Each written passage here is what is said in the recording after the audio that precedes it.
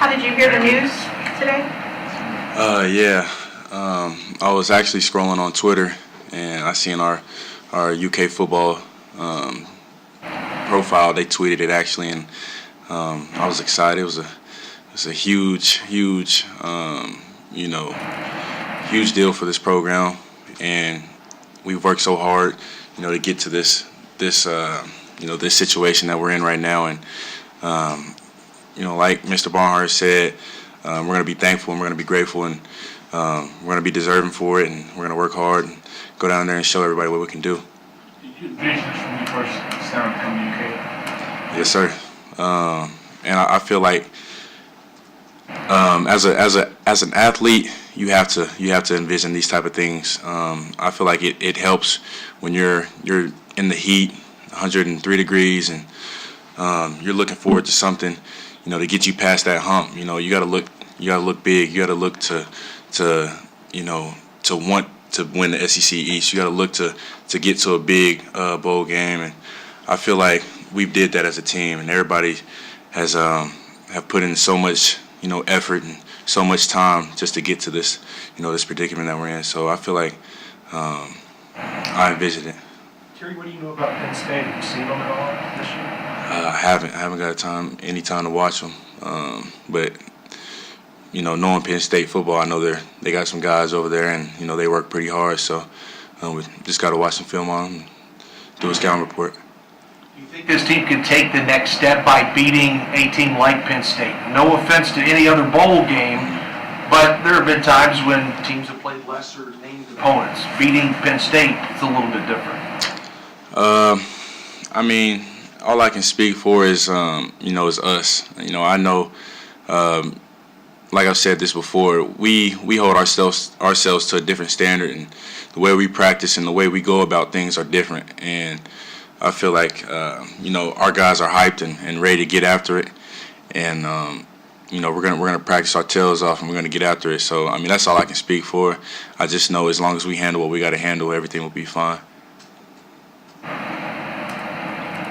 After the back-to-back losses, probably some people thought, well, it's Kentucky, but do you feel like you guys have the opportunity to put yourself in a showcase and show people what you can really do? Oh yeah. I mean, this whole season we had a chip on our shoulder this whole season. So, I mean, I think personally, we've always had a showcase every game, and that's what you have to do when you're playing a dominant team like those guys, and when you're playing the Georgias and stuff like that. You always have to bring it, because they're going to bring it too. They're not going to back down on anything. So we just have to do the same thing. We got to bring our intensity, and we got to bring our game, and just play a big game. Why the chip on your shoulder all year? I could see it, in an occasional game, but why all year? I mean, all I can speak of is from this year, but previous years, people have always slept on Kentucky football, and going to every game they have us as underdogs, and I say, you can have us as an underdog, but we don't play like it. We're gonna come out there and we're gonna play ball, and I feel like we've caught a lot of teams off guard, because we've always came out humming. We were ready, we were hungry. We was just ready to, show everybody that we could play football, and I just feel like, we're gonna get ready. How valuable will the extra practice time be for someone like you, who only been in the program for a year? You just finished your first year as the starter. How much will it help you to get that extra practice time? Help a lot. I want all the practice I can get, to get ready for this game, and I feel like it's going to be fun. This is my first time ever, dealing with the bowl game or anything like that. So just being out there on the field, with those seniors and with those guys out there, and just bonding and having fun and going to a nice venue.